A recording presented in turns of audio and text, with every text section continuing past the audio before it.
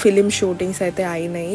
ఇక్కడ ఇంకా ఫోటోషూట్స్ కూడా చాలా మెంబర్స్ అయితే వస్తుంటారండి. ఈ టెంపుల్ లో డెస్టినేషన్ వెడ్డింగ్స్ కూడా అవుతాయి. ఇంకొక స్పెషాలిటీ ఏంటంటే ఇక్కడ ఉన్న విగ్రహాలు సీతారామ లక్ష్మణులు ఒకే రాయితోనైతే చేయబడ్డారు. ఈ టెంపుల్ ఆపోజిట్ లో మనకు ఒక పాండ్ ఉంటుందండి. అదైతే ఒక ఫేమస్ ఫోటోషూట్ స్పాట్ అని అయితే చెప్పొచ్చు.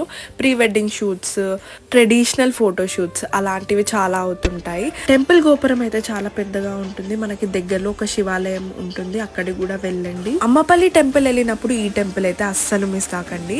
ఈ టెంపుల్ అయితే మనకి 2.7 కిలోమీటర్స్ దూరంలోనే ఉంటుంది. శ్రీ వెండికొండ సిద్ధేశ్వర స్వామి దేవాలయము. ఈ టెంపుల్ ని సిద్ధుల గుట్ట అని కూడా అంటారు.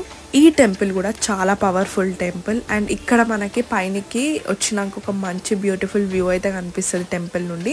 మీరు టెంపుల్ని చూసే మీకు అర్థమైపోతుంది ఇది ఎంత పాత టెంపుల్లో.